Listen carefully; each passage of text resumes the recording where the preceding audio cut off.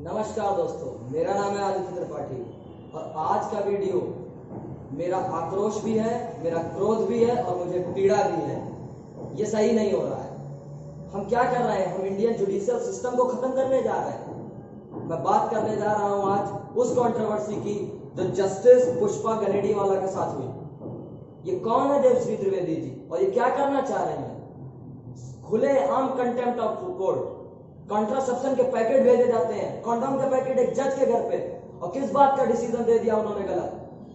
Madam, जितनी आपकी as नहीं होगी उससे ज्यादा उनकी जुडिशियल प्रैक्टिस है। 2007 में वो डिस्ट्रिक्ट जज हो गई थी। नॉमिनेट प्रेसिडेंट करता है उनको रंजन गोगोई जी ने। वो हाई कोर्ट की जज हैं। लॉर्डशिप बोलती है दुनिया उनको। और इस तरीके की बातें, और आपसे और मुझसे बहुत काबिल है वो, बहुत काबिल। आप नहीं कानून समझती होंगी देवश्री जी, पर वो समझती हैं। और उन्होंने कुछ बोला तो आपको पहले लॉ पता है क्या? पता है क्या? हर चीज में sentiments, court of law sentiments पे चलेंगे, फीलिंग्स पे चलेंगे कि स्टैंडर्ड्स हैं उनके कुछ। ब्लैक स्टोन रेशियो पता है? ब्लैक स्टोन रेशियो क्या है?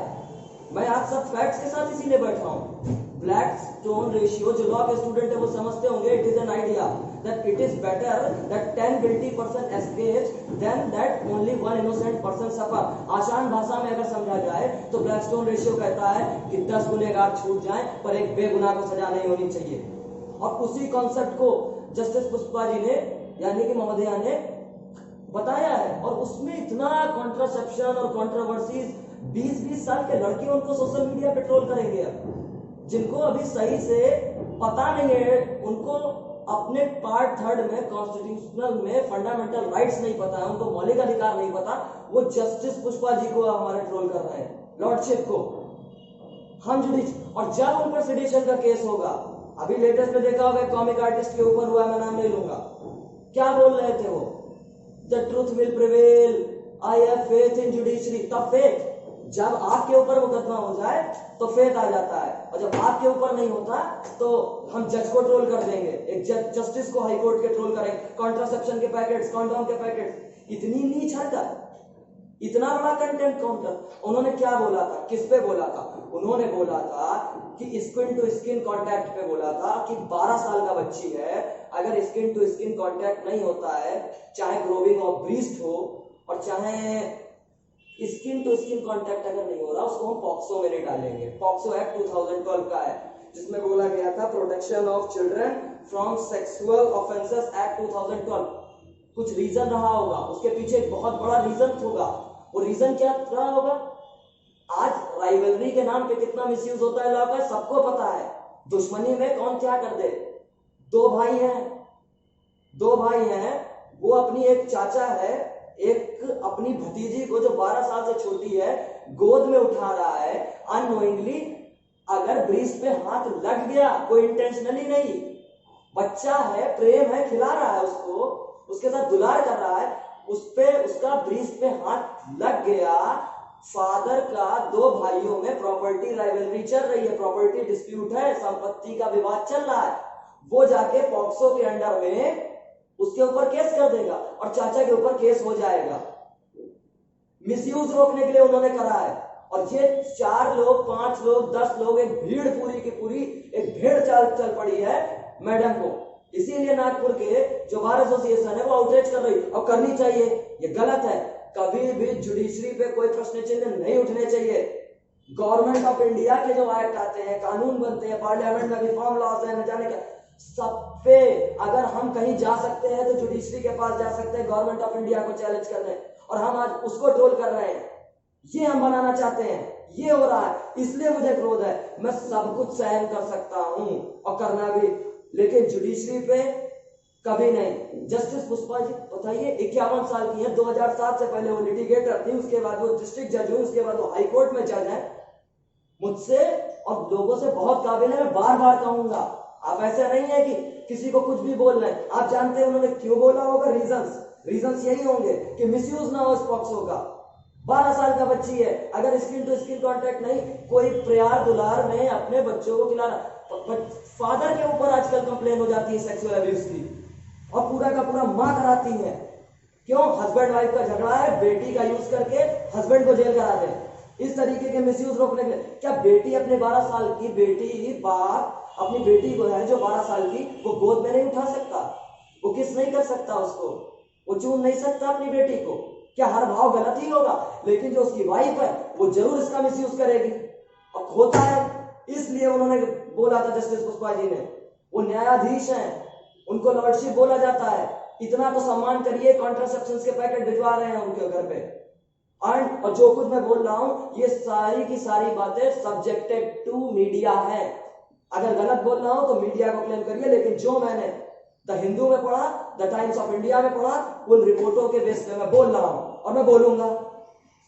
Judiciary is supreme in our nation. इस तरीके की चीजें नहीं सहन करी जाएंगी कि किसी आज आप जजों को ट्रोल करने लगेंगे और कल जब सेडेशन का चार्ज नहीं पे, और ये सिर्फ फेमस होने का है त्रिवेदी जी का जो भी उन्होंने किया है।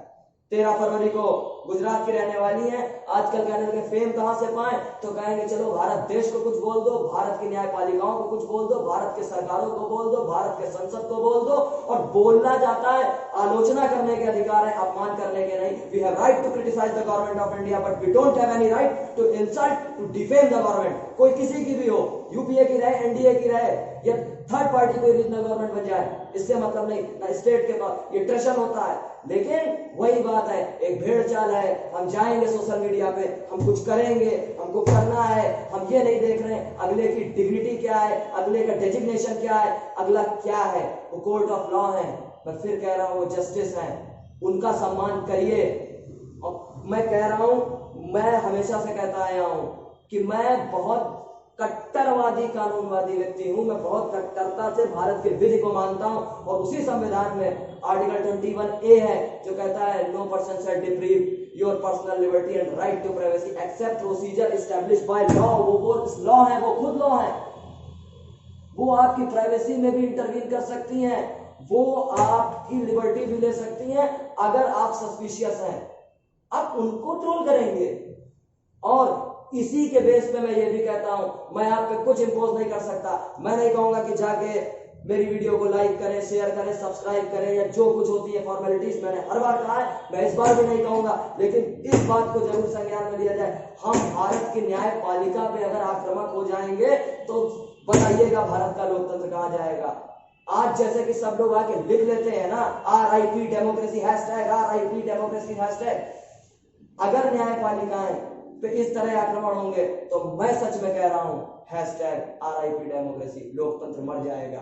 क्योंकि वही एक जगह है जहां पे पक्ष और विपक्ष दोनों को सुना जाता है, और ऐसी कोई भारत में जगह नहीं है। जहां पे 20-20 रुपए की पिटीशन पेंडिंग होती है वो जुडिशरी है, 20 रुपए का सिविल केस भी वो एक्सेप्ट कर लेती है, वो जुडिशरी है। पेंडेंसी के रीजंस क्या है, क्या कारण है? लोग कहते हैं इतना पेंडिंग केसेस हैं, इतनी फैसला जल्दी नहीं होता। अरे मूर्खता तो हम लोगों की है, 20 रुपए का भी डिस्प्यूट हम जाके सिविल कोर्ट में डिसाइड करेंगे, जरा सा छोटा मोटा झगड़ा फैमिली कोर्ट को हम परेशान करेंगे।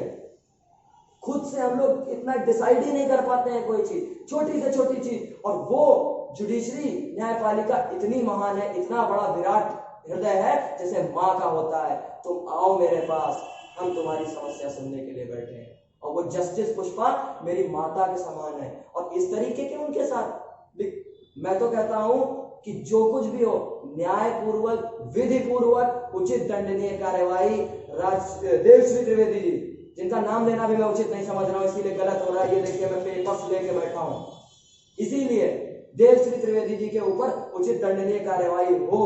यदि उन्होंने ऐसा कुछ किया है, कॉन्ट्रासेप्शन के पैकेट्स भिजवाए हैं, कॉन्डोम्स के पैकेट भिजवाए हैं, उनको बेजारे लग रहा है। अरे आपको जब लॉ नहीं पता, आपको विधि नहीं पता, आपको कानून नहीं पता, आप बताएंगी उनको, आप बताएंगी।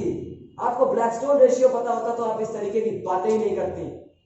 तो क्यों मिसयूज रुक जाए? उनका विजन आपसे बहुत बड़ा था, उन्होंने यदि बोला है। और मैं आशा करता हूं आप मेरी बात को समझे होंगे, मेरे विचारों को शेयर करिएगा। मेरी वीडियो के लिए मैं नहीं कह सकता, बाध्य नहीं कर सकता आपको। वो आपकी लिबर्टी, वो आपकी फ्रीडम, वो आपकी स्वतंत्रता, वो आपकी आजादी, वो आपकी मर्जी। आप शेयर करते हैं करिए, नहीं करते मत करिए, पर मेरे विचारों को अवश्य शेयर करिएगा। अगर हम इंडियन जुडिशरी पे ही विश्वास खो देंगे, कुछ नहीं बचेगा। धन्यवाद। जय हिंद। जय जुडिशरी।